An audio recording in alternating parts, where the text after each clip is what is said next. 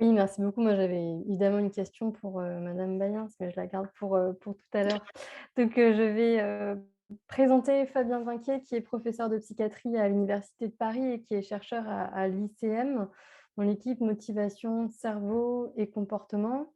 Donc, c'est un chercheur en neurosciences, cognitives, que nous avons invité aujourd'hui. Il a à la fois donc cette expérience clinique, du soin des patients à l'hôpital Sainte-Anne dans le service hospitalo-universitaire et cette expérience de chercheur, en neurosciences cognitives.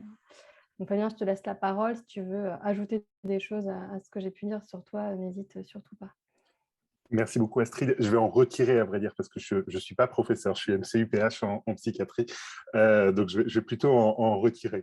Merci beaucoup pour cette invitation. Je suis très heureux et un peu intimidé à vrai dire de parler aujourd'hui. Je vais essayer de vous présenter une approche effectivement de neurosciences cognitives et de modélisation computationnelle de l'humeur, en tout cas une approche récente et de voir où est-ce que ça peut nous mener. Alors, je commence par mes conflits d'intérêts. J'en ai beaucoup. J'en ai avec l'intégralité des entreprises qui font du psychotrope en France, je crois. En tout cas, si je crois qu'il m'en manque pas, mais si vous en connaissez une qui n'est pas là, n'hésitez pas à me la signaler. Bon, ce dont je vais vous parler aujourd'hui n'a pas grand-chose à voir avec ces conflits, mais voilà, peut-être à la toute fin, la dernière slide.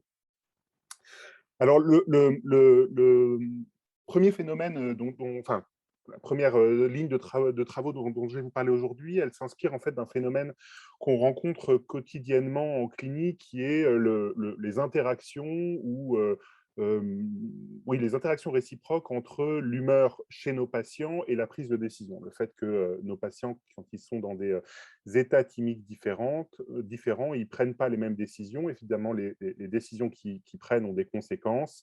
Donc, il se produit des choses qui vont elles-mêmes entraîner des modifications de leur humeur. Ce qui fait un lien assez direct avec la présentation différente, on va dire la présentation précédente, pardon, sur les conséquences, on va dire, de l'humeur en termes de comportement et en termes de pérennisation de l'humeur. La triple question finalement du coup qu'on a essayé d'aborder au laboratoire, c'est comment se construit l'humeur? Est-ce qu'on peut essayer de formaliser l'impact des événements de vie sur l'humeur? Est-ce qu'on peut essayer de décrire une sorte de cinétique d'accumulation finalement? Comment une série d'événements va pouvoir être intégrée au cours du temps, va pouvoir être accumulée au cours du temps pour résulter dans des fluctuations d'humeur? Comment l'humeur est encodée au niveau cérébral et comment ces corrélats neuronaux ou ces corrélats cérébraux peuvent se répercuter sur la prise de décision. Alors, après avoir présenté ces questions de façon très ambitieuse, vous allez voir que le premier travail que je vais vous présenter est beaucoup plus modeste, évidemment, mais on a essayé d'aborder ces questions-là au laboratoire avec un premier travail alors, pour essayer vraiment tout de suite de diminuer la portée potentielle de ces résultats. C'est un travail qui est chez le sujet sain, donc pas chez des patients présentant un trouble de l'humeur, et c'est un travail d'induction de fluctuation d'humeur au laboratoire, donc sur une durée extrêmement courte. Donc on peut vraiment discuter conceptuellement si on parle du même concept, mais c'est le parti pris qu'on fait au cours de ce travail. Donc comment ça s'est réalisé? On a en fait fait venir donc des participants sains au laboratoire et on a essayé d'induire chez eux des fluctuations minimales de l'humeur. Pour ça, on a utilisé une tâche très simple.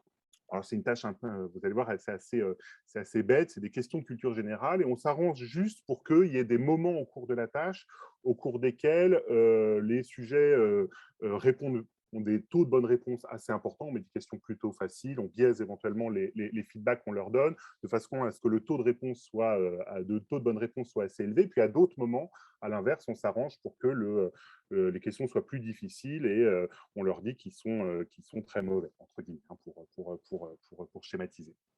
Et puis, ça, on fait le pari que ça va induire des fluctuations minimales affectives ou de l'humeur et que ça va se répercuter sur la prise de décision. Donc, on a une deuxième tâche qui est cette fois-ci une tâche de prise de décision que je ne vais pas forcément détailler, mais qui consiste globalement à accepter ou non de faire une tâche motrice en intégrant trois informations qui sont une perspective de gain, ce qu'on peut gagner en termes d'argent, la récompense possible, une perspective de perte. Si on rate, qu'est-ce qu'on va perdre? Et puis une difficulté, c'est une tâche motrice de précision avec une taille de la cible qui nous dit ici si la tâche est plus ou moins difficile. Et à chaque essai, les participants doivent donc intégrer ces trois informations pour prendre une décision. Donc, à chaque essai, et ça va durer pendant 1 heure et demie, on a l'alternance de deux choses. Une question de culture générale, et on s'arrange encore une fois pour qu'il y ait ces moments où le taux de bonne réponse soit particulièrement élevé et ces moments où le taux de bonne réponse est particulièrement bas, et une tâche de prise de décision. Et entre ces deux tâches, on a des évaluations subjectives de l'humeur ou de la confiance dans la prise de décision, mais je ne vais pas du tout en parler aujourd'hui. Et la première question est donc de regarder s'il y a un impact de cette tâche d'induction. Alors, je ne sais pas si on doit parler d'induction émotionnelle ou d'induction d'humeur sur les évaluations subjectives. Alors, de façon très basique, bah oui, ça semble être le cas. Je vous ai dit qu'il y avait des épisodes dans lesquels où les taux de réponse étaient beaucoup plus élevés, d'autres où les taux de réponse étaient beaucoup plus bas. Et comme vous voyez, les courbes se séparent, c'est-à-dire que les évaluations subjectives sont bien meilleures dans les périodes où le taux de bonne réponse est beaucoup plus élevé, les feedbacks sont beaucoup plus positifs et les évaluations subjectives de l'humeur sont beaucoup plus basses quand on est dans des périodes où les feedbacks sont au contraire très négatifs. Qu'est-ce qu'on veut essayer de faire avec cette approche computationnelle? On veut essayer de mieux caractériser cette cinétique, c'est-à-dire de voir si on peut mettre en équation finalement comment une série d'événements sont accumulés au cours du temps. Alors, c'est quoi un modèle computationnel? C'est rien d'autre qu'un algorithme finalement, c'est une série d'opérations mathématiques qui va prendre en entrée les mêmes donner les mêmes variables que ce qui est présenté aux participants, donc en l'occurrence la série d'événements positifs ou négatifs, encodés +1, -1, est-ce qu'il y a eu un bon feedback ou un mauvais feedback, et qui donne en sortie le même genre de réponse comportementale que celle qu'on demande aux participants. Donc, en l'occurrence, on va mettre à l'entrée du modèle la série d'événements positifs ou négatifs, et en sortie du modèle, les évaluations subjectives de l'humeur, et on va essayer d'avoir des opérations mathématiques qui transforment les entrées en sorties. Alors, on n'a pas été les premiers à faire ça. On s'est inspiré d'autres modèles qui existent déjà dans la littérature. Alors, ça fait pas très longtemps, à vrai dire, ça fait 5-10 ans, à vrai dire, qu'il y a des tentatives de formaliser mathématiquement comment une série d'événements peuvent être intégrés au sein d'un signal d'humeur. Et on s'est inspiré finalement de ce modèle donc, que je vais vous détailler. Vous allez voir, c'est un modèle assez simple en fait. Il ne dit pas grand-chose de très élaboré. Il dit juste vraiment comment on accumule des événements au cours du temps. Conceptuellement, en fait, l'idée qui est derrière ces modèles, on pourrait en discuter également, c'est à quoi sert l'humeur finalement. Et ce que disent ces modèles, c'est que l'humeur est finalement une représentation alors dans ce papier-là, representation of momentum, c'est-à-dire une représentation de l'environnement. On pourrait discuter de ça, mais l'idée, c'est que l'humeur cherche à capturer une autocorrélation du monde, c'est-à-dire que à un certain moment, le monde devient plus positif. Si on peut imaginer, par exemple, des fluctuations saisonnières, c'est-à-dire si on s'imagine un temps ancien où on cherche des ressources de la nourriture, et bien, les moments où on découvre plus de fruits sur les arbres, ça prédit qu'il va en avoir sur les autres arbres, donc ça permet de généraliser finalement. C'est ça le concept qui est derrière ce concept d'humeur. On pourrait questionner la validité conceptuelle de ce modèle-là, probablement en disant que c'est peut-être autant une représentation de soi-même qu'une représentation du monde, mais c'est vraiment l'idée qu'il y a derrière ce modèle très simple. Alors, juste pour vous donner un aperçu de ce modèle, encore une fois, il n'est pas très compliqué. Il dit qu'on accumule donc, des événements positifs et négatifs au cours du temps. Donc, quand il y a des événements positifs, l'humeur monte. Quand il y a des événements négatifs, l'humeur descend. Il met un terme ici de biais de récence, c'est-à-dire que les événements les plus récents ont plus d'impact que les événements les plus anciens. Donc, ça donne des courbes comme ça. Jusqu'ici, ça ressemble vraiment à des modèles d'apprentissage. Donc, ça donne des courbes qui ressemblent à ça.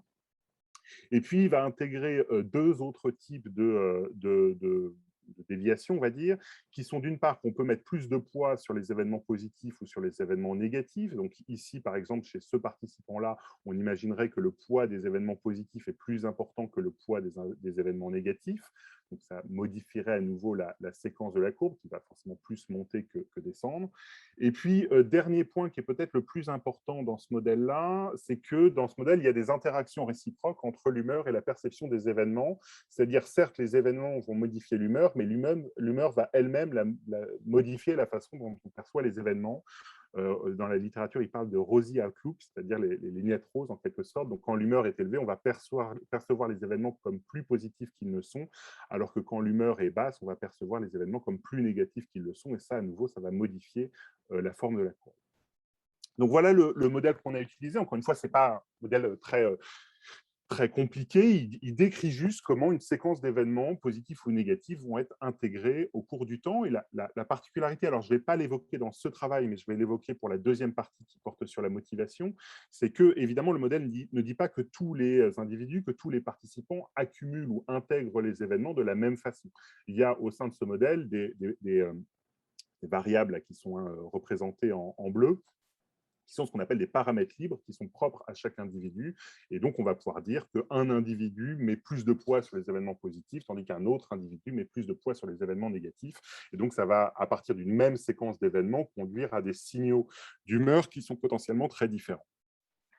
Et ce qu'on fait quand on utilise ce genre d'approche, c'est qu'on dit qu'on fit le modèle, c'est-à-dire qu'on ajuste ces paramètres libres pour un participant donné pour faire le mieux possible correspondre les entrées aux sorties. Donc, en l'occurrence, on a la séquence d'entrées qu'on manipule, on recueille les évaluations subjectives de l'humeur et on fait varier ces paramètres-là de façon à ajuster les entrées aux sorties. Alors, ce modèle computationnel, encore une fois très simple, il fait un travail assez satisfaisant pour décrire alors, une petite partie de la variance. Évidemment, on est très loin d'expliquer l'intégralité du signal, mais alors là, je vous ai représenté le sujet médian, c'est-à-dire c'est celui qui est là, c'était un travail sur une trentaine de participants, et c'est le sujet médian, c'est-à-dire qu'il y a la moitié des sujets qui sont mieux décrits que lui par le modèle et l'autre moitié des sujets qui sont moins bien décrits que lui. Les sujets chez qui on ne prédit rien du tout de la variance, mais ça vous donne une idée d'à quel point le modèle arrive à suivre comme ça les fluctuations d'humeur. En bleu, vous avez les ratings subjectifs d'humeur des participants, et puis en noir, vous avez ce que nous dit le modèle de ces fluctuations, et vous voyez que ça peut décrire une cinétique qui n'est pas tout à fait triviale. On voit les moments où les feedbacks sont plutôt positifs ou plutôt négatifs, mais on voit qu'il y a une cinétique qui est un petit peu différente. Donc ça, c'était la première partie, essayer de décrire comment une série d'événements positifs ou négatifs peut être intégrée au cours du temps. La deuxième question qu'on a essayé de poser, c'est de savoir si on pouvait trouver des corrélats neuronaux ou neurobiologiques de ça. Et pour ça, le fait d'avoir un modèle de l'humeur, finalement, est quelque chose d'assez utile, parce que si vous faites tout ça dans une IRM fonctionnelle et que vous demandez aux participants de faire des évaluations subjectives de l'humeur, ça, c'est un processus cognitif complexe. Et au moment où on demande au sujet de juger sa propre humeur, vous allez avoir plein d'activations cérébrales qui correspondent au fait que le sujet fait un processus d'introspection et vous n'allez pas savoir ce que vous regardez. Et donc, ce qu'on a fait, c'est qu'on a utilisé ce modèle de l'humeur pour regarder ce qui se passait, enfin, pour chercher des corrélats de l'humeur sans poser la question au sujet. C'est-à-dire qu'on prend un autre groupe de participants, on ne leur parle pas d'humeur, on leur fait passer cette tâche d'induction, on applique le modèle et on déduit du coup ce qu'on a appelé un signal théorique d'humeur, c'est-à-dire comment devrait varier l'humeur d'après le modèle, et on regarde si on trouve des corrélats cérébraux de ce signal-là. Et si on fait ça, oui, on trouve des régions, notamment, alors en vert ici, vous avez les régions qui encodent positivement l'humeur, et en rouge, vous avez les régions qui encodent négativement l'humeur, avec deux régions dont je vais un peu plus parler, le cortex préfrontal ventromédian ici, qui encode positivement l'humeur, donc qui est juste derrière les yeux, et l'insula antérieur de façon bilatérale ici, qui encode négativement l'humeur. Alors, c'est des régions qu'on est habitué à retrouver. Le cortex préfrontal ventromédian fait partie du système cérébral de la récompense. Il va s'activer globalement à chaque fois qu'il y a quelque chose de positif qui arrive au participant, à chaque chose qu'il voit, quelque chose qui lui plaît. L'insula antérieure va au contraire s'activer à chaque fois qu'il y a des événements négatifs qui vont se produire. Ça fait partie d'ailleurs de ce qu'on a appelé la matrice de la douleur, et plus généralement qui s'active à chaque fois qu'il y a des événements négatifs qui surviennent. La grosse différence avec tous ces travaux-là, c'est que ici, on ne regarde pas la réponse à un événement, on n'est pas dans de la réponse évoquée à un stimulus, on regarde ce qui se passe quand on retire finalement l'activité cérébrale qui est liée aux événements de la tâche. C'est-à-dire que même si on retire la réponse, notamment au feedback positif ou négatif, eh ben on voit qu'on a des corrélats neuronaux de l'humeur, c'est-à-dire que comme si finalement l'humeur était encodée dans l'activité résiduelle, l'activité de repos de ces régions-là, et non pas de la réponse, encore une fois, avec un événement. Donc on est sur une temporalité, on va dire, beaucoup plus longue pour essayer de faire la distinction entre ce qui serait vraiment de la réponse émotionnelle à un événement et quelque chose qui a une temporalité beaucoup plus longue à l'échelle de quelques minutes, ce qui est évidemment très modéré par rapport à des fluctuations d'humeur qu'on peut observer en vie quotidienne ou chez nos patients, mais qui n'est quand même pas de la réponse à un événement. Ça, c'est quelque chose qu'on peut observer avec différentes techniques. On a répliqué récemment ce résultat en utilisant une autre situation, c'est-à-dire des patients présentant une épilepsie résistante qui sont explorés avec en stéréoencéphalographie, donc avec des électrodes cérébrales qui parfois se retrouvent dans nos régions d'intérêt, donc le VMPFC et l'insula, et on a répliqué exactement le même résultat, donc avec une technique qui a une bien meilleure résolution temporelle, pour justement s'assurer que ce qu'on observe n'est pas une réponse à un événement, mais quelque chose plutôt de l'ordre d'une activité de repos ou de baseline, comme on veut selon le terme qu'on veut employer. La troisième partie de ce travail était de savoir si cet encodage cérébral de l'humeur se répercutait sur la prise de décision. Donc, je vous ai dit, c'est une tâche dans laquelle on doit intégrer trois informations, une perspective de gain, une perspective de perte et une difficulté. Et on va employer, encore une fois, une stratégie de modèle computationnel pour essayer de décrire les choix des participants. Je ne vais pas rentrer dans le détail du modèle, il est assez simple. Il dit qu'encore une fois, on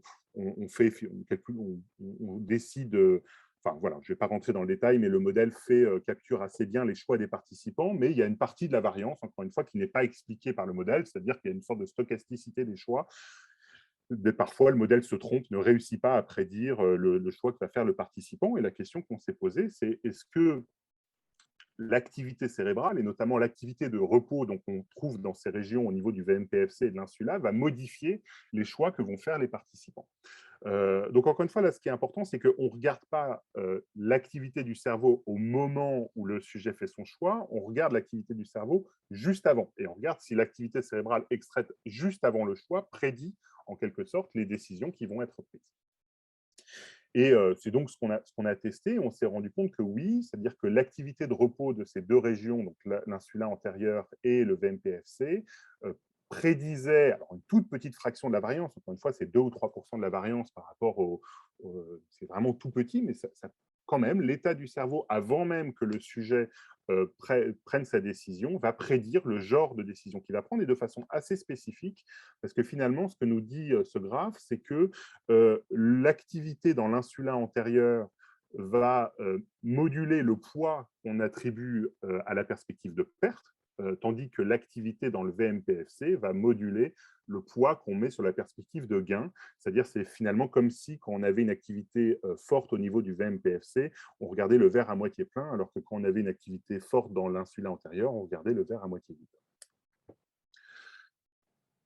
Donc voilà, l'insula modifie le poids des pertes, tandis que le VMPFC modifie le poids des gains.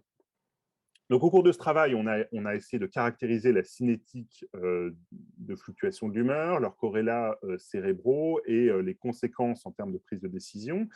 Mais évidemment, pour que ce soit pertinent au niveau clinique, il faut faire un changement d'échelle et à vrai dire un double changement d'échelle parce que je vous ai dit que jusqu'ici, c'était au laboratoire, donc c'était à une échelle de temps de quelques minutes, alors que ce qui serait pertinent en clinique ou même dans les fluctuations de la vie quotidienne, c'est des fluctuations de quelques jours ou de quelques semaines. Et puis en termes d'amplitude, puisque ici on s'intéresse à des fluctuations minimes, à peine perçues par le participant, alors qu'en vie quotidienne et a fortiori en clinique, on a un tsunami et non pas des vaguelettes. La question qu'on veut se poser, c'est est-ce qu'on peut utiliser le même système d'équations finalement pour décrire des fluctuations à une échelle de temps beaucoup plus longue et d'une amplitude beaucoup plus importante. C'est un travail qu'on est en train d'essayer d'effectuer avec Pablo Carrillo, où on essaye d'une part de prédire des événements cliniques sur la base de ce même système d'équations. on utilise des événements météo qu'on intègre au cours du temps pour voir si on arrive à prédire une partie de la variance d'événements cliniques, par exemple le taux de consultation aux urgences psychiatriques de Sainte-Anne. Et également, en collaboration avec le professeur Chantal Henry et toujours avec Pablo Carrillo, on va essayer de suivre finalement des fluctuations cliniques dans la durée grâce à une application chez des patients bipolaires ou des sujets contrôle. Donc d'avoir des évaluations subjectives de l'humeur comme ça pendant plusieurs semaines, plusieurs mois, et de collecter les événements de vie et de voir si on arrive à prédire avec ce même système d'équations les fluctuations de l'humeur chez ces patients. Cette description très bête finalement des fluctuations de l'humeur dit quelque chose de l'évaluation clinique, de l'évolution clinique des individus. Alors, deuxième partie, je vais faire un peu un grand pont. Là, jusqu'ici, j'ai parlé d'humeur et de prise de décision, d'induction chez des sujets sains. Il y a une deuxième approche qui est assez complémentaire, c'est de regarder chez des patients qui présentent un trouble de l'humeur, est-ce qu'ils prennent des décisions de la même manière. Et je vais m'intéresser à un type de décision bien particulière, qui est le compromis effort-récompense, ce qui finalement est à la base de la définition de la motivation, c'est-à-dire est-ce que la motivation, ça peut être conçu finalement comme un compromis coût-bénéfice, est-ce qu'on est d'accord ou combien on accepte d'endurer de coûts pour obtenir un bénéfice, peu importe la nature de ce coût ou de ce bénéfice. La motivation, c'est une définition qui est assez centrale en psychiatrie, qui participe à la définition de nombreux troubles psychiatriques, notamment la dépression et la manie. Dans la dépression, il y a une diminution marquée de l'intérêt ou du plaisir, on l'a vu. Dans la manie, il y a une augmentation de l'activité orientée vers un but. Et on peut se poser la question de savoir si ce concept est important au-delà de la définition. Et assez rapidement, on se rend compte que oui, notamment si on regarde, alors là, c'est des sujets déprimés, mais ça marche dans plein d'autres pathologies. Si on cote un déficit de motivation avec des outils, des questionnaires finalement, des outils très simples, et qu'on regarde à quel point ça corrèle, ce n'est pas explicatif, mais c'est une corrélation avec la qualité de vie, une évaluation subjective de la qualité de vie, et ben on voit que la corrélation est extrêmement importante. Le déficit de motivation explique une grande partie de la variance de la qualité de vie. Et ça marcherait aussi avec le pronostic fonctionnel, c'est-à-dire finalement je ne sais pas comment le définir, c'est toujours compliqué, mais on va dire l'épanouissement dans la vie affective ou professionnelle, où il y a une immense corrélation entre le déficit motivationnel et le pronostic fonctionnel. On peut aussi montrer que le déficit de motivation explique une bonne partie des troubles cognitifs, ou en tout cas corrèle avec une grande partie du trouble cognitif. C'est toujours difficile de faire la causalité entre les deux. Et il y a une deuxième raison, je dirais, pour laquelle nous autres psychiatres, on devrait s'intéresser beaucoup à la motivation, c'est qu'on est en fait très très mauvais pour soigner les troubles de la motivation. C'est-à-dire qu'on le sait dans le champ de la schizophrénie, les médicaments antipsychotiques sont très peu efficaces sur cette dimension motivationnelle.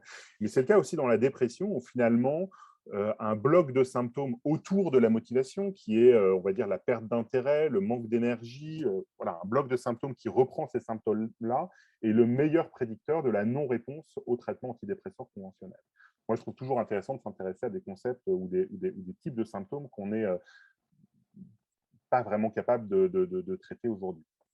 Alors, si c'est un concept qui est aussi important, on doit se dire qu'on doit avoir des outils assez élaborés pour le mesurer, pour mesurer le déficit de motivation. Et actuellement, le gold standard, ou ce qu'on utilise le plus, c'est ce genre de choses. Alors ça, c'est l'échelle de Starkstein, qui est un peu plus utilisée en neurologie, mais les échelles qu'on utilise en psychiatrie ne sont pas très différentes. Et vous voyez, c'est des outils très élaborés, puisque pour savoir si un patient est motivé, on lui demande « vous sentez-vous motivé ?» Et pour savoir s'il est apathique, on lui demande « diriez-vous que vous êtes apathique ?» Donc, alors, c'est un outil qui marche, hein, mais bon, voilà, c'est un outil assez simple, qui capture très clairement quelque chose, mais qui a un certain nombre de limites, ne serait-ce que l'insight, on va dire, des patients, c'est-à-dire la capacité des patients à décrire leur propre déficit, qui, pour certains patients, est parfois difficile. L'autre problème, c'est que c'est difficile de mettre en lien ce genre de mesures ou ce genre d'outils avec une physiopathologie, évidemment préclinique, hein, c'est le genre de choses qui est très difficile à faire chez l'animal, mais même, on va dire, on n'a pas accès au processus sous-jacent, c'est-à-dire au processus, qu'on parle de processus psychologique ou de processus neurobiologique, on ne peut pas mettre en lien ce genre d'outils avec une physiopathologie. Ce qui manque du point de vue, on va dire, des neurosciences cognitives, ou en tout cas voilà, d'un psychologue cognitiviste, cette approche de sciences cognitives, ce serait une description cognitive ou psychologique ou computationnelle, peu importe le terme qu'on décide d'employer, de la motivation, ce qui consisterait à disséquer la motivation en un certain nombre de processus plus élémentaires, modéliser ces processus, caractériser leur base neurale pour essayer de pouvoir décrire le déficit de motivation dans une pathologie en général ou chez un patient donné. Dit autrement, ça consisterait à essayer de faire ça, c'est-à-dire dire qu'un patient peut être apathique. La définition de l'apathie, c'est une diminution des comportements dirigés vers un but, donc c'est une définition purement comportementale, de dire que ce même déficit comportemental peut découler de différentes altérations cognitives. Par exemple, je peux ne rien faire parce que le but de mon action n'a plus de sens pour moi, j'ai une diminution de la sensibilité à la récompense, ou à l'inverse, le but de mon action a toujours du sens, mais le coût de mon action, le coût que je dois payer, l'effort que je dois fournir pour faire cette action est démultiplié, donc je ne fais rien parce que j'ai une augmentation de la sensibilité à l'effort. Et c'est ce qu'on a essayé de faire au laboratoire en développant une batterie finalement de tests qui vient essayer de phénotyper, de cartographier le déficit de motivation avec différents types de tests qu'on essaye d'utiliser de façon transnosographique, c'est-à-dire dans différentes pathologies, pas seulement dans la dépression, mais dans différents troubles neuropsychiatriques. Je ne vais pas pouvoir vous présenter l'intégralité de cette batterie, mais je vais me concentrer sur un test qui est finalement une tâche on appelle ça une tâche de performance parce qu'on demande vraiment aux participants de faire un effort, qui peut être un effort physique ou un effort cognitif, pour une perspective de récompense. Alors, je vais détailler la version physique de cette tâche parce que c'est la plus simple. Elle est une tâche très, très bête. Hein. On demande au sujet de serrer une pince, d'appuyer sur une pince, donc de faire un effort physique. Et puis, on a un dynamomètre ici qui mesure la force produite pour différents types de récompenses. Donc, et la récompense obtenue à chaque essai est proportionnelle à la force produite et au niveau d'incitation. C'est normalisé par rapport à la force maximale du sujet. Si le sujet produit sa force maximale, il gagne l'intégralité de la récompense, donc ici 1 euro. S'il fait la moitié de sa force maximale, il gagne que 50 centimes. Et puis évidemment, il y a plus à gagner quand il joue pour 20 euros que quand il joue pour 1 euro. Si on fait faire ça à des sujets contrôle et à des patients atteints de dépression, on voit que alors, dans les deux cas, la force produite augmente avec le niveau d'incitation. Ça, c'est attendu. Je serre plus fort s'il y a plus à gagner. Mais on voit une différence assez marquée entre les patients souffrant de dépression et les sujets contrôle. La question qu'on pose étant de savoir si c'est lié à un problème de sensibilité à la récompense ou de savoir si c'est lié à un problème de sensibilité à l'effort. Et pour ça, on va s'appuyer à nouveau sur une stratégie de modélisation computationnelle. Durant les 3-4 minutes qui me restent, je vais essayer de vous donner un aperçu de ce modèle-là. À nouveau, le modèle n'est pas très compliqué. Il part du principe qu'il y a 2 termes dans la tâche. C'est une tâche de compromis effort-récompense, et donc il y a un terme de récompense et un terme d'effort. Le terme de récompense, il est donné finalement par la tâche. Il dit que la récompense est proportionnelle à la fois à la force produite et au niveau d'incitation. La pente ici de la droite est plus importante si le niveau d'incitation est plus élevé. Le terme de coût, lui, il est dérivé des propriétés du contrôle moteur et il dit que le coût augmente de façon explosive, peu importe finalement la nature exacte de cette fonction, mais globalement, le coût tend vers l'infini quand on s'approche de la force maximale. C'est ce qui fait d'ailleurs qu'on ne peut pas produire sa force maximale théorique, c'est que le coût serait infini pour réussir à produire cette force maximale. Plus j'appuie fort et plus c'est coûteux pour moi. Si on fait une bête soustraction de ces deux termes-là, on obtient ce genre de courbe qui nous dit finalement quelle est la force optimale à produire pour maximiser le compromis effort-récompense. C'est-à-dire que pour chaque niveau de récompense ici, j'ai une force optimale au sens du compromis effort-bénéfice. Si j'appuie moins fort ici, je ne gagne pas assez. Si j'appuie plus fort, c'est trop coûteux. Le point important, c'est cette notion de paramètre libre que j'ai évoquée tout à l'heure, qui est de dire que 2 individus vont pouvoir mettre des poids différents sur les récompenses, sur les efforts. Un individu va pouvoir avoir une sensibilité à la récompense plus importante, tandis qu'un autre individu va pouvoir avoir une sensibilité à l'effort plus importante. Donc, on a analysé les résultats que je vous ai présentés précédemment des sujets atteints de dépression versus des sujets contrôle avec ce modèle-là. Et on obtient ce genre de choses et on constate qu'il y a une toute petite différence sur la sensibilité à la récompense entre les sujets atteints de dépression et les sujets contrôle, mais surtout, il y a une différence massive, énorme sur la sensibilité à l'effort qui vient discriminer quasiment complètement les patients atteints de dépression et les patients atteints et les sujets contrôle, qui est que le coût de l'effort est démultiplié finalement dans la dépression. Alors ça, c'est un résultat intéressant parce que finalement, si on regarde un petit écart clinique, mais si on regarde la définition de la dépression, la notion d'effort apparaît très peu finalement. Elle apparaît dans le DSM, hein, mais elle apparaît, le DSM est loin d'être l'unique bouquin en psychiatrie, mais bon, c'est quelque chose qu'on utilise tous donc dans les études. La notion d'effort apparaît dans le texte très loin, c'est-à-dire qu'elle n'apparaît pas dans les critères. Si on lit le texte qui en découle, que personne ne lit d'ailleurs, ce qui est une erreur, parce que le DSM est un bon bouquin clinique à partir du moment où on le lit en entier et on ne s'intéresse pas juste aux critères nosographiques, on voit qu'il apparaît cette notion d'effort, mais finalement, c'est des questions qui sont assez peu posées à nos patients. On se concentre toujours sur l'anédonie, donc la sensibilité à la récompense, et beaucoup moins sur la sensibilité à l'effort. Alors, ce genre d'approche, on peut le faire chez des patients. On peut regarder l'effet d'intervention pharmacologique. Ça, c'est des choses qu'on avait fait dans la maladie de Parkinson, en se rendant compte, par exemple, que la dopamine, donc le fait que les patients aient pris ou pas leur dopamine le matin du test, allait moduler sélectivement la sensibilité à la récompense et pas du tout la sensibilité à l'effort. On peut le faire également en IRM fonctionnel pour regarder, encore une fois, les régions qui semblent impliquées dans la sensibilité à la récompense ou la sensibilité à l'effort et se rendre compte que c'est des régions très, très différentes au niveau cérébral. L'idée qu'on a autour de ce travail, et c'est un travail qu'on fait avec ma deuxième doctorante, qui est le docteur Claire Jaffray, c'est d'essayer de se dire que si on arrive d'un côté à décrire le déficit chez un patient et de l'autre côté l'effet d'une molécule, eh ben, on pourra peut-être mettre en correspondance les deux et prédire l'effet de tel ou tel traitement chez tel ou tel patient et donc peut-être arrêter de procéder par essai-erreur, ce qu'on fait actuellement, c'est-à-dire qu'on essaie des molécules et on voit si ça marche ou non. C'est ce qu'on essaye de faire, c'est là où mes conflits d'intérêts ressortent pour la dernière slide, puisque c'est un travail qu'on fait en partenariat. On a reçu en fait un soutien industriel d'un laboratoire qui produit en fait les deux molécules, c'est pratique. C'est l'avantage, c'est qu'il produit les deux molécules. Le but n'est pas tant de comparer ces deux molécules-là, le but est de dire que c'est deux antidépresseurs qui ont des profils assez différents. Celui-là joue quasiment uniquement sur la sérotonine, alors que celui-là joue sur la sérotonine et sur la dopamine. On va prendre des patients atteints de dépression, on va leur faire passer ces tests-là, caractériser leur sensibilité à la récompense et leur sensibilité à l'effort, et essayer de voir si on arrive à prédire le traitement qui sera ou aurait été le plus efficace sur la base de cette sensibilité à la récompense et de la sensibilité à l'effort. C'est un travail qui devrait pouvoir commencer dans les semaines à venir. Je vous remercie pour votre attention et j'espère que ça vous a intéressé.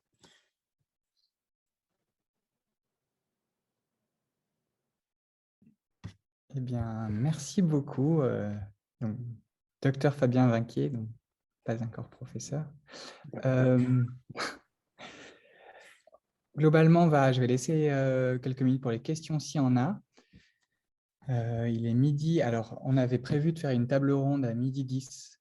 Donc, on va répondre aux questions. Là, je laisse 5 petites minutes. On va laisser une pause sans doute nécessaire et puis reprendre la table ronde avec toutes les questions de la matinée.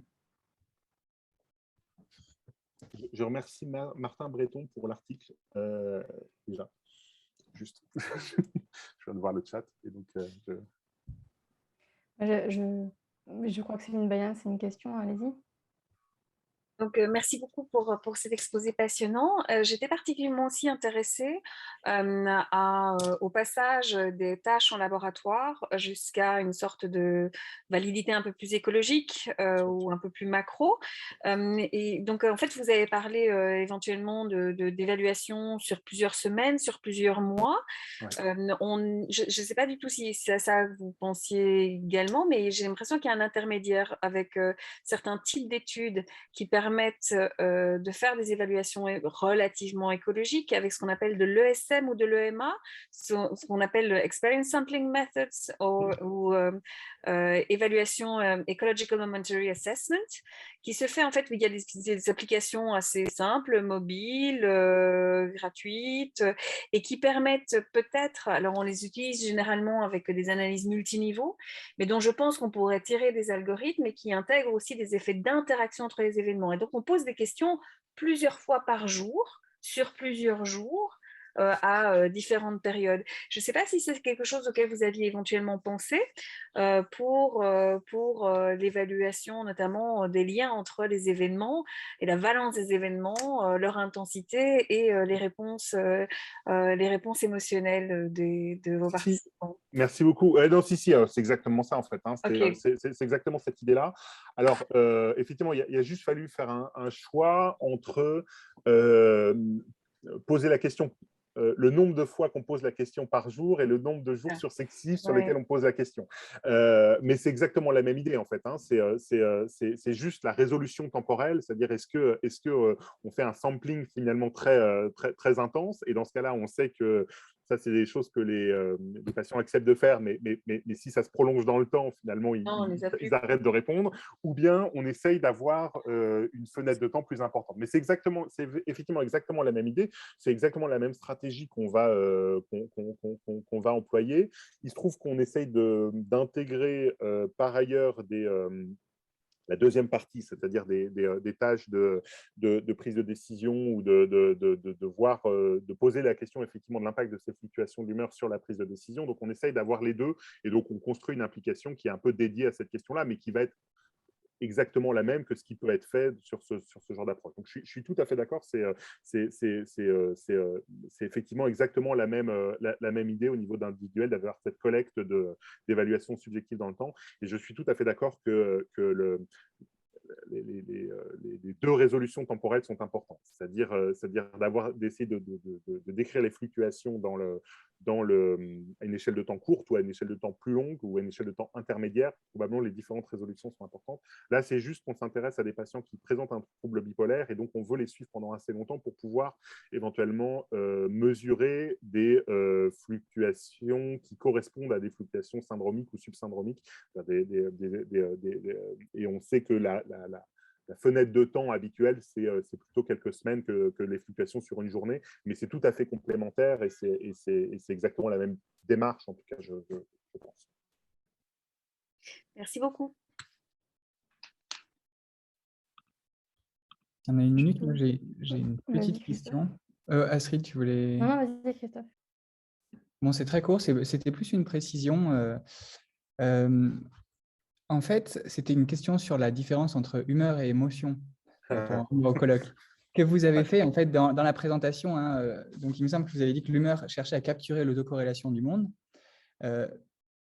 Mais vous définissez aussi, si j'ai bien compris, l'émotion de la même manière, c'est-à-dire que l'émotion serait une correction, par exemple en termes bayésiens, une perception de l'erreur de prédiction qu'on aurait sur le monde. Mais l'humeur, finalement, serait la même chose, donc sur un temps plus durable, ou est-ce que vous faites une différence? Effectivement,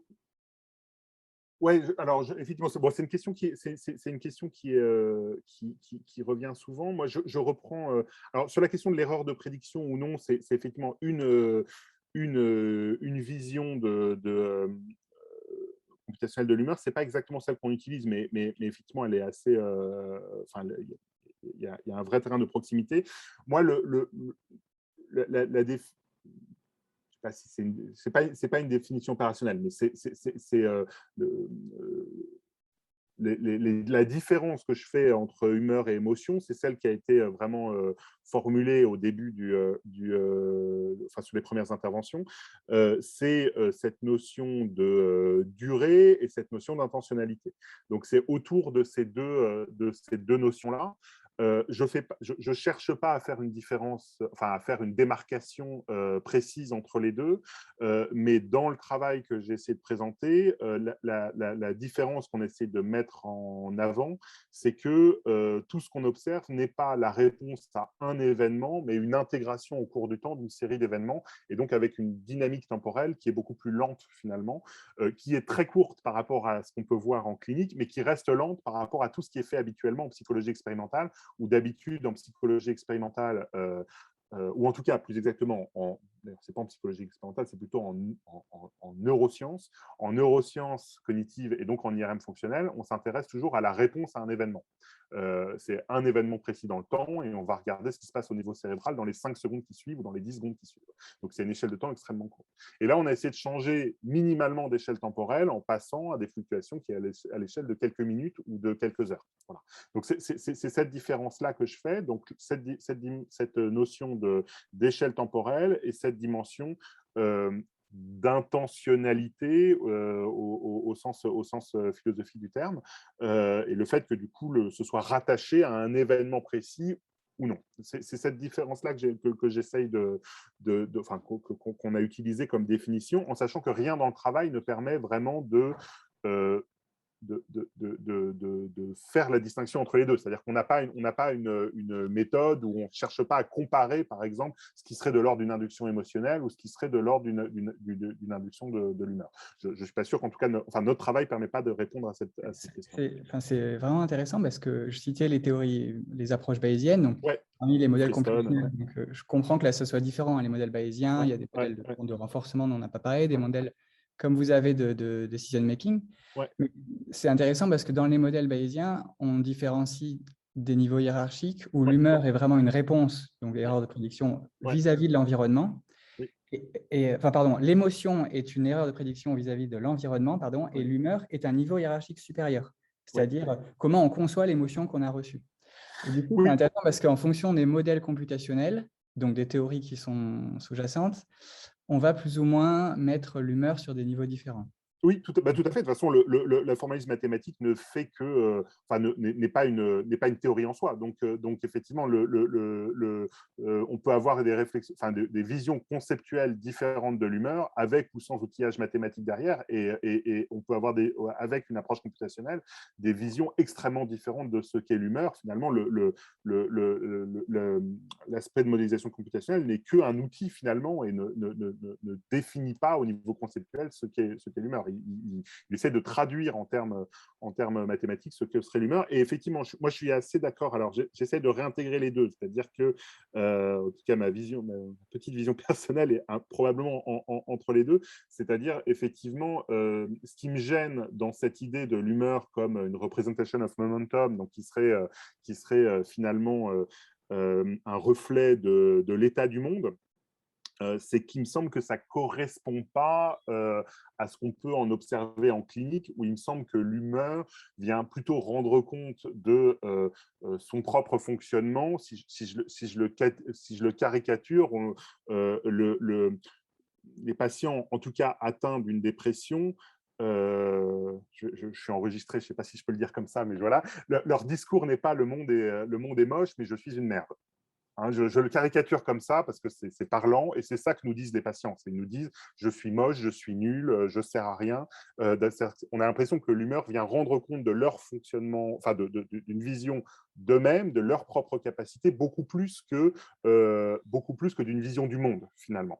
Et je trouve que c'est ce qui manque, finalement, dans les modèles computationnels que j'ai présentés, où on a l'impression que l'humeur ne fait que capturer l'évolution du monde, alors que cliniquement, on a l'impression que l'humeur renvoie plus à un monitorage de ce qu'on appellerait l'auto-efficacité, c'est-à-dire ma capacité à agir sur le monde. Et donc, dans cette vision-là, on est plus proche de la conception effectivement bayésienne qui place l'humeur à un niveau plus élevé. Je ne sais pas si ça répond à la question, mais je trouve que c'est ce qui manque dans ces modèles qui s'inspirent des modèles d'apprentissage. Et puis, non, vraiment, c'est exactement ça. Et très intéressant parce qu'on voit la dépendance aussi du modélisateur vis-à-vis du parti pris qu'il adopte sur sa construction des humeurs. Pour moi, à nouveau, l'outil mathématique n'est vraiment qu'un outil qui permet de formaliser des prédictions et tester des prédictions. Il n'apporte rien en soi. Enfin, je veux dire, si j'avais un moyen de tester ces idées-là sans outil mathématique, je serais très heureux de le faire. Voilà, c'est vraiment juste un outil et certainement pas une fin en soi. Et le cœur de l'exercice est plutôt au niveau psychologique et conceptuel, plutôt que dans l'utilisation d'outils, que ce soit au niveau neurosciences ou que ce soit donc technique de neuroimagerie ou technique de modélisation. Alors, pour J'avais continuer à... potentiellement une question si Ah oui, si possible. Je me demandais, alors c'est plutôt une question de clinicien en fait, puisque tu t'intéresses à la motivation, donc est-ce que tu as l'impression qu'il existe des motivations qui seraient qualitativement différentes en fonction des pathologies? Ou est-ce que tu as une approche plutôt transnosographique en partant de l'hypothèse que la motivation serait une faculté et que du coup elle serait altérée d'une façon ou d'une autre dans les troubles? Comment tu construis ton concept de motivation en fait? Alors, comme l'humeur, la motivation est un terme qui a plusieurs définitions, plusieurs acceptations. Effectivement, les trois termes utilisés, c'est la motivation au sens le but de mon action, je suis motivé par quelque chose. La motivation au sens l'ensemble des mécanismes qui déterminent le comportement, soit en termes de direction, je décide de faire une action A plutôt qu'une action B, soit en termes d'intensité, j'investis des ressources dans une action. Ou la motivation comme un état, je suis plus ou moins motivé de façon générale.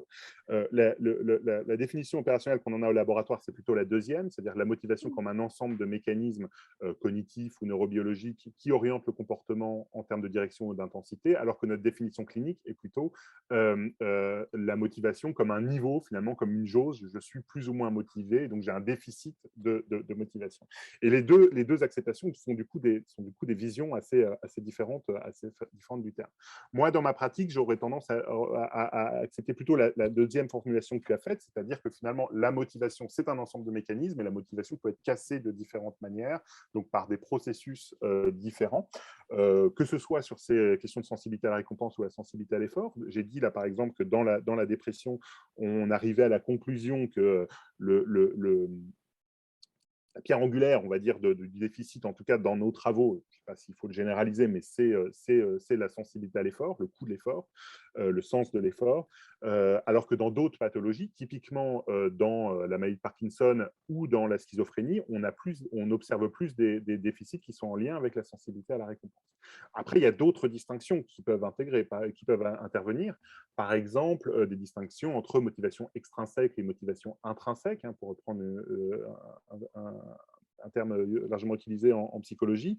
Et on pourrait imaginer qu'au-delà de ces questions de sensibilité à la récompense et de sensibilité à l'effort, il y a une cartographie finalement des déficits de la motivation qui est beaucoup plus complexe que ça et qui fait intervenir différents types de motivation pour essayer de recoller à la première définition que tu as formulée. Mais oui, ma vision, on va dire, opérationnelle, c'est qui me permet d'analyser les résultats de mes expériences, c'est la deuxième. C'est vraiment de se dire qu'on essaie de formaliser la motivation à un certain nombre de processus et de regarder les processus qui sont affectés dans telle ou telle pathologie. Ce qui change d'ailleurs, alors le petit encart clinique, c'est que en fait, j'ai changé ma façon d'interroger les patients sur la base de ce travail-là. C'est-à-dire que la question de la sensibilité à l'effort, c'est quelque chose que nous disent spontanément les patients. Chaque décision est extrêmement difficile, tout me semble extrêmement coûteux. Choisir une chemise le matin, c'est comme si je devais grimper l'Everest. Et je trouve toujours intéressant de voir que finalement, dans les questions qu'on pose, et a fortiori dans les questionnaires qu'on a pour mesurer la dépression ou mesurer la motivation, c'est des choses qui apparaissent assez peu finalement. On s'est vraiment concentré sur la sensibilité à la récompense, probablement parce qu'on a un terme pour le décrire qui est l'anédonie. Donc quand on a un terme, c'est tout de suite beaucoup plus facile de poser la question. Mais comme il n'y a pas de terme qui vient décrire l'augmentation de la sensibilité à l'effort dans la dépression, il me semble que c'est une composante qui est largement oubliée et on ne pose pas la question. Élodie, tu voulais poser une question? Oui, j'avais une petite question très rapide, mais ouais, bon, je la pose très vite et puis après on fait 2 minutes de pause et puis on se retrouve pour discuter tous ensemble si ça vous va. J'avais juste une question. Merci beaucoup et merci de nous avoir présenté toutes ces recherches vraiment en détail et tout. Quand vous avez parlé donc, de l'activité cérébrale dans le cortex préfrontal ventromédian et dans l'insula et du fait qu'elle prédit la réponse à la perte ou au gain, je me demandais, donc si je comprends bien, en fait, l'insula, c'est plutôt quelque chose qui encode négativement l'humeur et ça prédit le fait qu'on va surpondérer la perte. Et le cortex préfrontal ventromédian, ça encode plutôt positivement l'humeur et ça prédit le fait qu'on va surpondérer les gains, si j'ai bien compris, d'accord. Exactement ça, ouais. Alors, c'est D'accord. plus, effectivement, c'est surpondéré en anticipé. C'est-à-dire que c'est pas la réponse à la perte, c'est Oui, à quel point je vais prendre en compte la perspective de perte dans ma décision. Donc, c'est pas la réponse à un événement à nouveau, hein, d'accord. c'est ce que Mm. je pondère, mais c'est exactement ça. Oui, Donc, ça renforce en fait mon aversion à la perte, quoi, oui, mon appréhension de exactement. la perte. D'accord. Et du coup, je me demandais, parce qu'il me semble avoir lu ça dans la littérature, que normalement, il y a cette idée que il y a peut-être un biais positif. Normalement, on est trop optimiste. Oui. Et donc, ce qu'il y aurait dans la dépression, c'est l'absence de ce biais positif. Est-ce que ça rejoint un peu ça ou... Alors, oui, alors là, mais oui, oui, vous avez tout à fait raison. Effectivement, il y a cette notion-là de dire qu'il y a en population générale un biais d'optimisme, une surconfiance. La grande majorité des gens pensent qu'ils sont supérieurs à la moyenne. Voilà, c'est tout à fait vrai. Et il y a parfois cette idée de dire que finalement la dépression ne fait que revenir finalement à un niveau normal. C'est peut-être le cas sur ce travail expérimental qu'on avait fait. Il me semble que dans la pratique clinique, les patients voilà, ne sont pas objectifs ou lucides, ne deviennent pas réalistes à propos d'eux-mêmes. C'est-à-dire qu'on est vraiment très au-delà de ça, très au-delà de ça, en tout cas en clinique. J'ai toujours du mal avec cette idée finalement que les patients atteints de dépression sont juste lucides. Bon, voilà, j'aurais des oppositions à ça. Mais oui, en tout cas, l'idée qu'en population générale, il y a probablement un biais d'optimisme, de surconfiance et la dépression vient nous mettre de l'autre côté du spectre, ça, c'est tout à fait vrai et tout à fait validé expérimentalement et en psychologie expérimentale. D'accord, merci beaucoup, merci. Ben, je vous propose qu'on prenne 2 minutes de pause et qu'après on se retrouve pour 10-15 minutes de discussion s'il y a encore des gens qui n'ont pas pu Sauf poser. si on enchaîne tout de suite.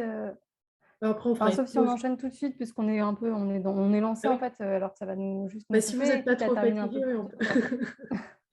peut. Ça va Et on tout le risque de monde. perdre du monde si on reprend dans 5 Ouais, si minutes. on reprend 5 Ouais, minutes, on va perdre, on va ouais, tous prendre ouais, vous l'apéro, avez donc ça raison. ira pas. Moi, si je peux juste enchaîner sur ce qui vient d'être dit. Alors, je pense qu'effectivement, il y a des difficultés quand on aborde des sujets comme les nôtres, donc dépression, humeur, motivation, c'est que on utilise un langage vernaculaire, en fait, enfin un langage partagé, parfois dans des domaines scientifiques, qui, même entre eux, peuvent avoir des usages différents de ces mots, des définitions très différentes. Donc, c'est pour ça que, enfin, ne serait-ce que quand tu as reprécisé les triples définitions de la motivation, ça aide beaucoup à éclaircir. Puis on le partage aussi effectivement avec notre langage courant à tous. Et donc effectivement, je pense que déjà, quand on parle de dépression, il faudrait plutôt définir de qui on parle. Parce que Fabien, mais toi, tu exerces dans un service hospitalier où on a l'habitude de traiter les moutons à 5 pattes, donc les gens ultra résistants qui sont passés par 6 hôpitaux différents et qui ont des formes de dépression, mais sévérissimes.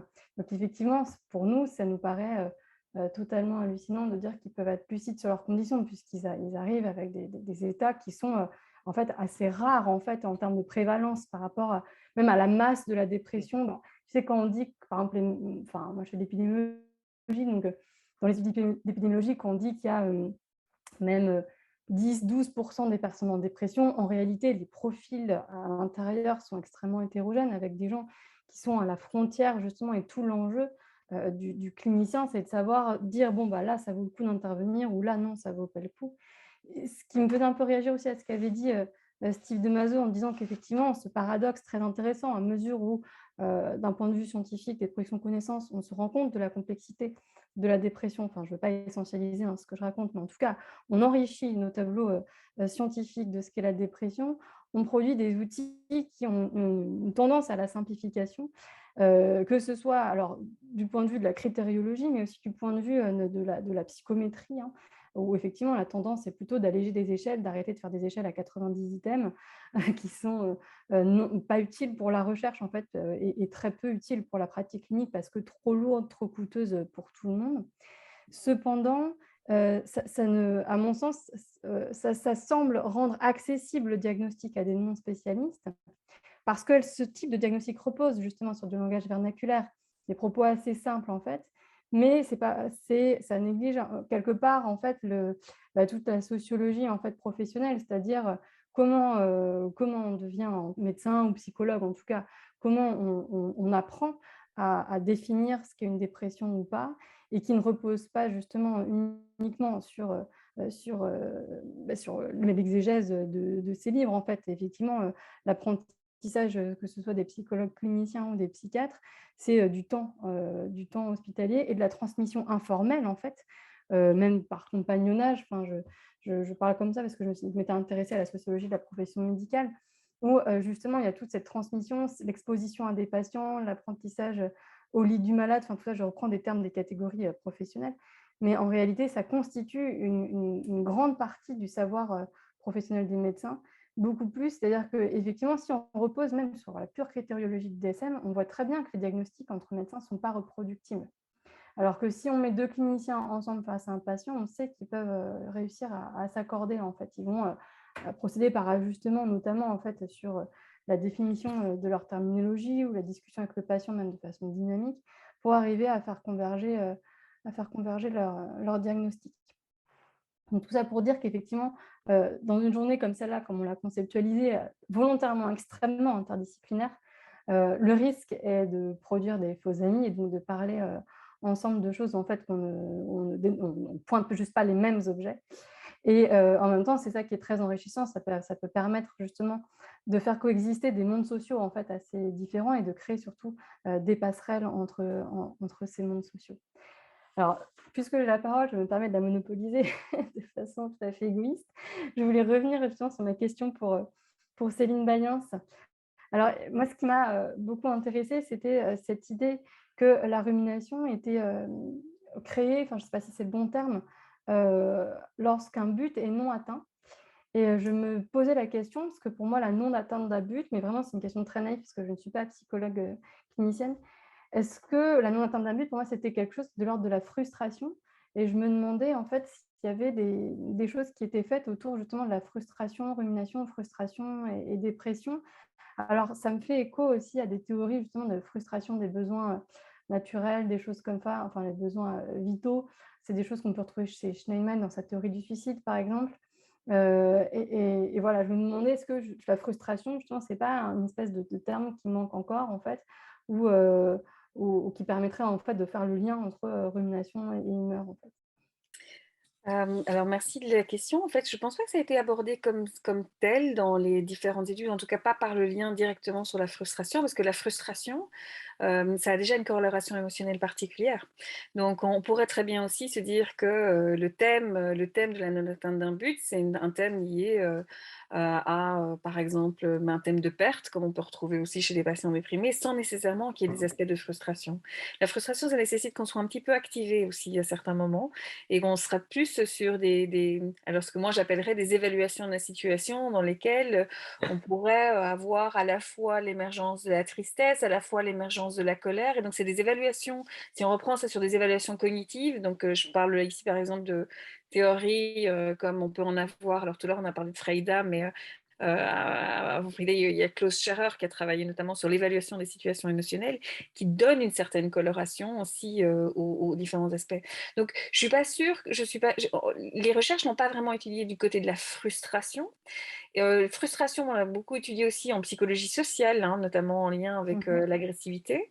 Mais on peut très très bien avoir des écarts, des perceptions d'écarts qui donnent lieu plutôt, et ça il y a plus de travaux là-dessus, notamment avec quelqu'un qui s'appelle Higgins, sur ce qu'on appelle des écarts entre les soi, qui on est, qui on voudrait être, qui on est, qui on voudrait qu'on soit, où on a des patterns différents qui peuvent plutôt être dépressifs ou plutôt anxieux. Donc, mais moins de travaux sur la frustration. Donc, mais ça peut être aussi une dimension peut-être un peu une motivation. Ouais, c'était par rapport à la clinique, en fait. On définit Oui. aussi, alors c'est pas dans les bouquins Oui. de monographie, mais il y a la dépression irritable, en fait. Et j'ai l'impression que les profils de dépression irritable sont des profils de personnes qui ont probablement une intolérance à la frustration un peu moindre, ou qui justement ne s'effondrent pas devant un besoin non atteint, mais plutôt pas sur un mode activé. Alors c'était aussi pour reboucler sur justement ces différents profil de déprimé qu'on peut avoir. Tout à l'heure, on a parlé d'état mixte, et là, je pouvais parler un peu de l'irritabilité dans la dépression.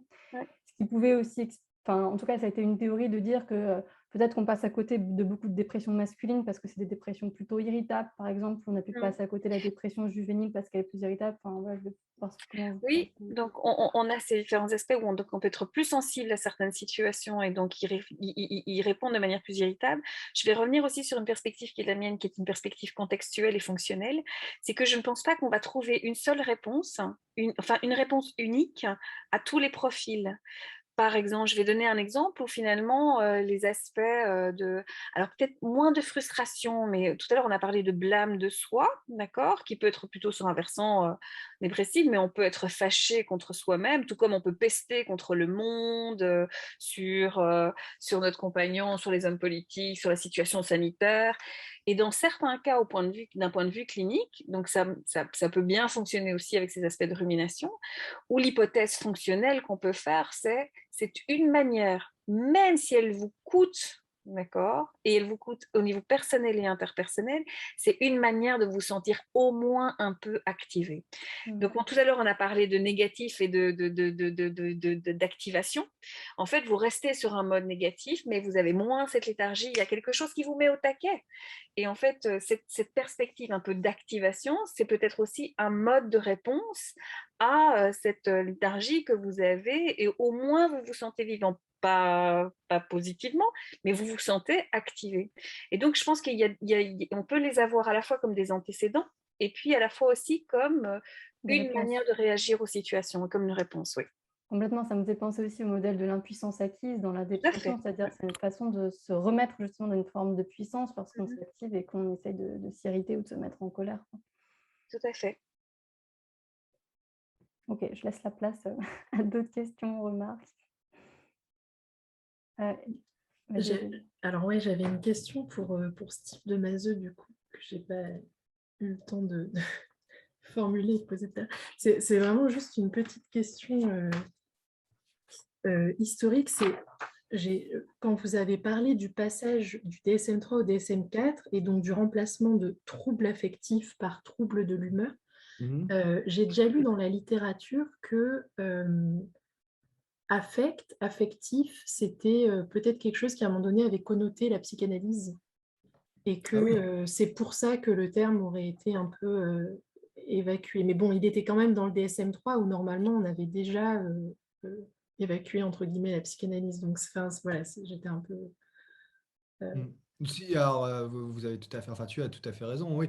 Dans le DSM-3, il y a encore des traces de termes psychanalytiques, et notamment dépression névrotique. Voilà, c'est des références directes. Il y a plein de choses qui restent marquées par la psychanalyse. Alors, les troubles affectifs, je pense que c'est quand même plus large, parce que pour le coup, Maudsley, c'est la tradition vraiment neurobiologique anglaise.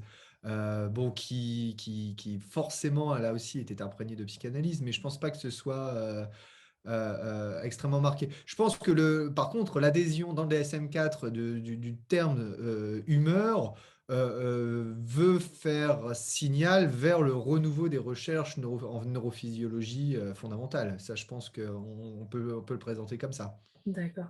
Et est-ce que du coup, vous diriez qu'aujourd'hui, il y a une différence entre l'anglais et le français? Est-ce qu'en anglais, quand on dit affect, etc., c'est synonyme de émotionnel, emotional, etc., et qu'en français, quand on parle de l'affect, ça renvoie toujours plus ou moins à un arrière-plan psychanalytique ou pas vraiment? Alors, c'est des questions qui m'intéressent énormément en ce moment, puisque je m'intéresse beaucoup à la sémiologie et à cette illusion qu'on a de pouvoir traduire les termes facilement. Parce que quand on parle de méthode de psychiatrie translationnelle, on parle toujours de méthodes, de jolis objets du laboratoire jusqu'à la clinique, etc. Et pas de choses qui sont beaucoup plus basiques, qui sont simplement les traductions d'un terme à un autre, du français à l'anglais ou de l'allemand au français, etc. Et on sait culturellement, on sait dès qu'on s'intéresse un petit peu au terme, que c'est très compliqué, le mot anxiété, traduire ça en allemand, etc., quel terme choisir, etc. Et en anglais aussi, et d'autant plus qu'il y a beaucoup de théories là-dedans. Il y a pas seulement mood, il y a feeling, il y a trait, il y a énormément de synonymes qui ont chacun une histoire propre. Donc effectivement, les choix de traduction sont tout sauf anodins. D'autant plus qu'à chaque fois, comme Astrid le disait, ça renvoie d'un côté vers un langage vernaculaire, c'est-à-dire la manière dont les gens spontanément décrivent leur idiome de souffrance, donc dans les termes les plus communs, et de l'autre côté, ça renvoie aussi à des théories scientifiques. Donc, je pense que ce sont des enjeux très, très grands et ça s'est vu et ça se voit très nettement, pour le coup, dans les grandes enquêtes épidémiologiques au niveau mondial réalisées par l'OMS, où on se rend compte que la traduction des items, hein, malgré tout le soin qu'on peut apporter, est toujours extrêmement difficile à réaliser, en fait. D'accord, merci beaucoup. Alors, si je peux profiter, moi, j'aurais une question par rapport pour Fabien, parce que la motivation, alors c'est pareil, c'est un concept, effectivement, c'est un concept très technique qui renvoie à beaucoup de recherches fondamentales. C'est un concept, je le conçois tout à fait, vraiment fondamental pour un clinicien. Mais c'est un concept comme celui de rumination, du reste, comme beaucoup de concepts, qui est assez chargé d'un point de vue normatif, puisque la motivation, moi qui suis prof depuis longtemps, c'est aussi ce qu'on évalue chez les étudiants, aussi bien au collège, au lycée que même à l'université. C'est ce qu'on évalue dans l'entreprise. Et effectivement, donc ce n'est pas un terme neutre, évidemment, à évaluer. Et je voulais juste poser une question sur son envers, qui est un petit peu négligé, mais qui est pourtant important, qui est la fatigue. Parce que la fatigue, c'est quand même aussi un symptôme très important, un peu négligé. Alors, il y a Roland Barthes qui avait beaucoup réfléchi sur la fatigue, disant bah voilà, autant être dépressif ou être déprimé, ça vous offre une excuse sociale. Par contre, on n'a jamais le droit d'être fatigué. Quand on est fatigué, voilà, c'est quelque chose qui est très, très mal perçu socialement, et ça le reste. Faites vous-même l'exercice. Hein. Dites ce soir, je ne vais pas à tel repas parce que je suis fatigué, ou je ne vais pas travailler parce que je suis fatigué. Vous allez être mal reçu, ça va être mal pris. Et pourtant, il montre qu'en réalité, il y a une densité incroyable dans la fatigue. C'est pas pour rien, on parlait des termes anglais, hein, le burn-out. C'est se consumer, c'est brûler l'intérieur. Étymologiquement, la fatigue, c'est fatigo, c'est faire crever les chevaux en latin. C'était faire crever d'épuisement. Et donc, ce n'est pas juste, je pensais à ça par rapport à la motivation et aussi par rapport à ce dont on parlait tout à l'heure sur l'humeur dépressive, parce que Barthes insistait sur le fait qu'il y a cette fatigue passagère qui fait que vous vous couchez plus tôt et puis demain, vous avez récupéré et tout va bien. Mais il y a une fatigue qui est beaucoup plus durable, beaucoup plus substantielle et que lui-même a expérimenté. Il ne trouvait pas d'autres mots pour décrire son chagrin à la perte de sa mère. Et dit c'est la fatigue et qui a cette difficulté ne serait-ce que de pouvoir en parler en tant que philosophe. Donc, je voudrais avoir un avis de clinicien, puisqu'il y a plein de cliniciens, Fabien, Astrid, Céline, etc., sur comment vous percevez-vous dans votre activité clinique cette question délicate de la fatigue. Qui veut commencer? Qui veut commencer? Je vais apporter quelques éléments. Ouais, sur le choix des termes, d'abord, il y a une réponse longue parce qu'il y a plusieurs parties. Mais sur le choix des termes, oui, il y a peut-être une utilisation des termes ou une connotation des termes. Encore une fois, maintenant, quand on définit la motivation comme un ensemble de processus, le côté normatif qu'il y a derrière est pas si flagrant. En tout cas, voilà, le fait que les termes peuvent être employés dans un autre champ me paraît pas un obstacle au fait de les employer. Après, les théories qu'on emploie sont normatives, dans le sens où elles disent que le comportement, qu'on fait un compromis optimal entre différents types de variables, mais que cette optimalité est propre à chaque individu. Donc, elle ne dit pas qu'elle est normative au sens où tout le monde doit se comporter de la même façon. Sur la question du fait que la dépression soit acceptée, en tant que clinicien, je n'ai pas du tout cette impression. Je pense que les patients atteints de dépression sont extrêmement stigmatisés. Pardon, si je peux juste rectifier, c'est pas sur le côté stigmatisation ou pas, c'est juste que quand vous avez un diagnostic de dépression, vous avez une excuse sociale pour ne pas aller au boulot, ce qui n'est jamais le cas avec la fatigue. Donc c'est juste… Oui, il veut dire que tu veux avoir un arrêt de travail pour dépression, tu n'as pas vraiment d'arrêt de travail pour fatigue, en fait. C'est ça le point. Oui. Enfin, fatigue pathologique, je ne sais pas dans quelle mesure. Oui, bah oui, ouais, c'est ça. Ouais. C'est-à-dire que la fatigue est un symptôme, dans une perspective clinique, la fatigue est un symptôme. La fatigue est d'ailleurs présente, et c'est intéressant de constater que la fatigue est présente à 95% dans la dépression, alors que cette dimension symptomatique-là n'est pas imposée pour parler du diagnostic. C'est-à-dire autant la tristesse ou l'anédonie, il faut avoir l'un des deux pour parler du diagnostic. Donc, il y a 97 ou 98% des patients qui ont les deux. Autant la fatigue n'est pas imposée et effectivement extrêmement fréquente. C'est un symptôme qui est présent dans énormément de cadres diagnostiques. La question est de savoir si c'est une entité en soi, c'est-à-dire est-ce qu'il y a un trouble qui serait lié directement à la fatigue sans qu'il y ait d'autres dimensions à côté. Mais on retrouve la fatigue, effectivement, dans l'écrasante majorité des troubles neuropsychiatriques, en tout cas dans une grande partie d'entre eux. On l'étudie, nous, au laboratoire. C'est-à-dire, je ne dirais pas que c'est l'inverse de la dépression, l'inverse de la motivation, dans le sens où c'est une façon d'avoir un trouble de la motivation. C'est-à-dire qu'on essaie justement de formaliser cette notion de fatigue. Et je pense qu'il faut distinguer d'ailleurs fatigue et fatigabilité, c'est-à-dire le fait d'avoir un état permanent de fatigue ou le fait d'avoir quelque chose qui est induit à partir du moment où on fait une action.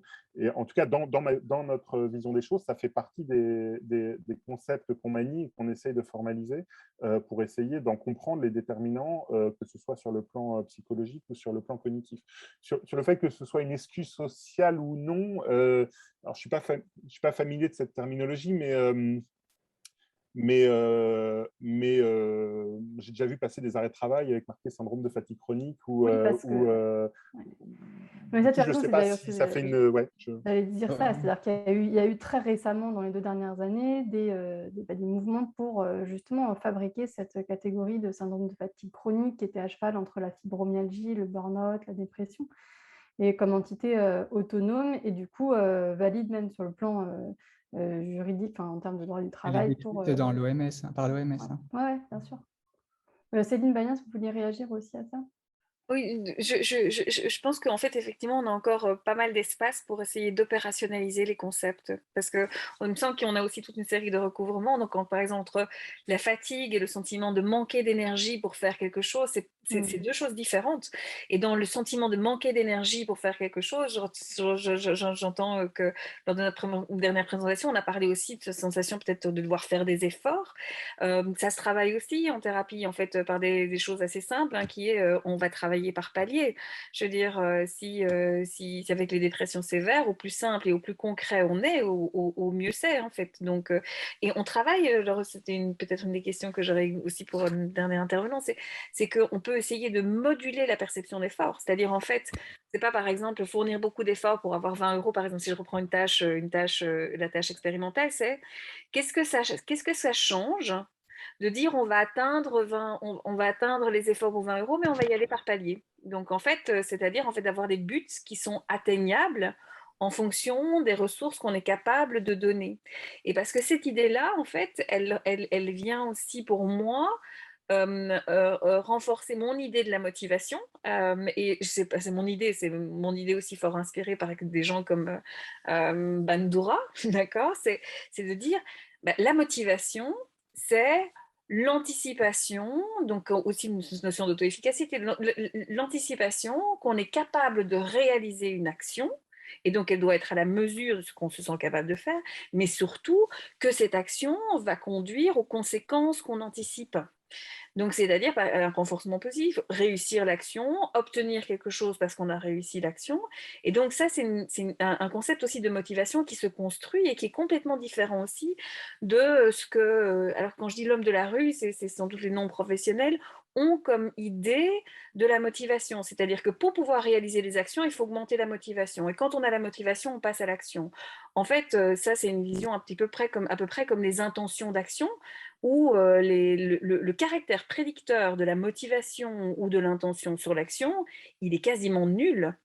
Donc, le caractère plus prédicteur, c'est avoir déjà réussi à faire quelque chose pour passer à l'étape suivante. Et donc, voilà, je pense qu'on a encore pas mal, parce qu'il y a des recouvrements et sans doute encore des distinctions à faire. Je pense que, et on en a parlé un petit peu aussi tout à l'heure dans les aspects peut-être des termes qu'on n'arrive pas à opérationnaliser.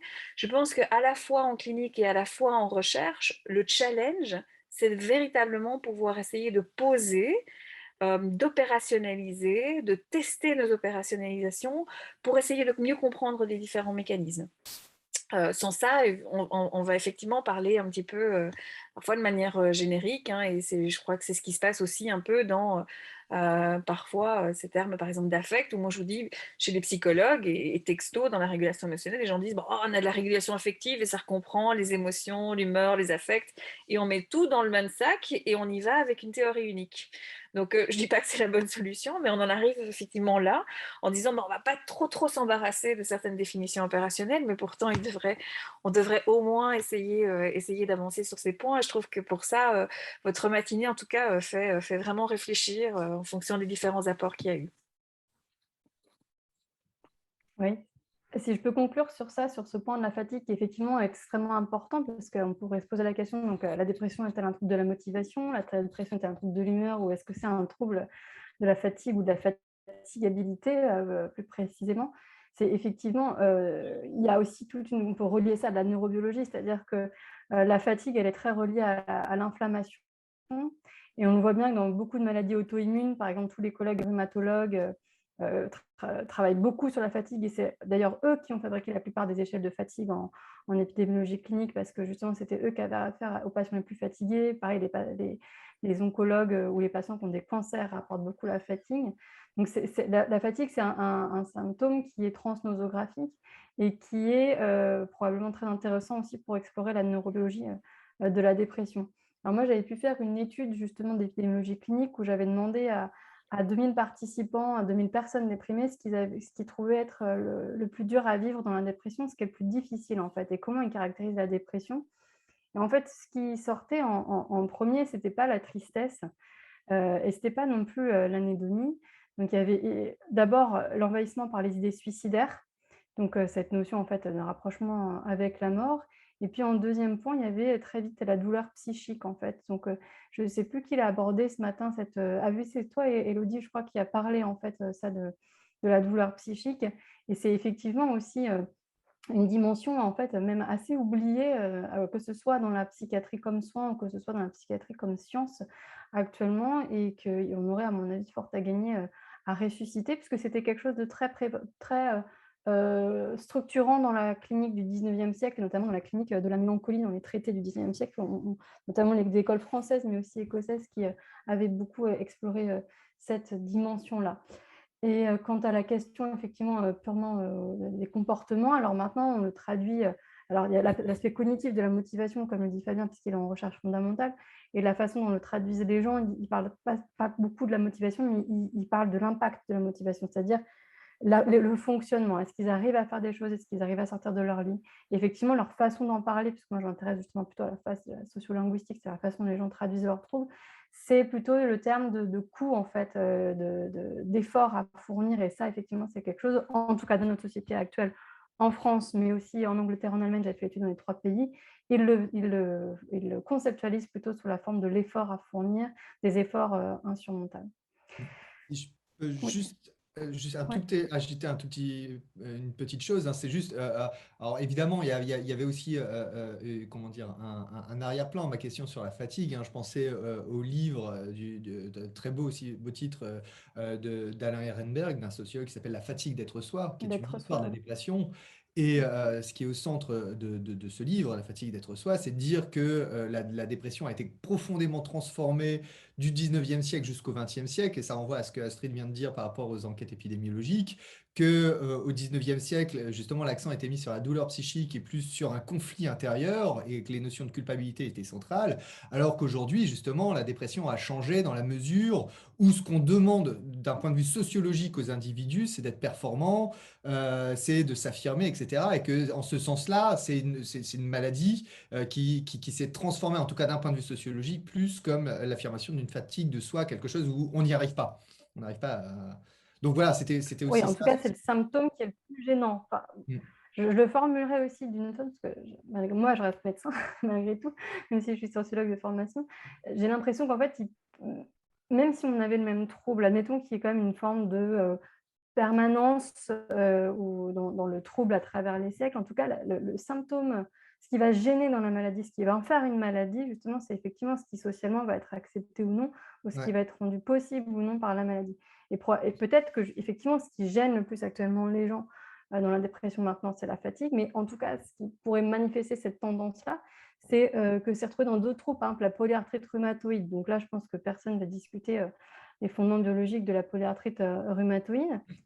Et en fait, j'ai des collègues qui avaient fait une étude un peu similaire en fait, en demandant voilà, aux personnes atteintes de polyarthrite rhumatoïde qu'est-ce qu'ils voulaient voir traité en priorité dans leurs troubles. Alors pendant des années, les médecins se disaient bah, ça doit être le nombre d'articulations douloureuses ou le nombre d'articulations gonflées. Et en fait, les patients avaient dit unanimement non, c'est la fatigue qui nous gêne. Donc probablement qu'en fait, la fatigue, c'est un symptôme de la dépression qui apparaît plus saillant à notre époque parce qu'il est moins bien toléré, parce qu'il bloque les individus dans leur fonctionnement social, de même que dans la polyarthrite rhumatoïde.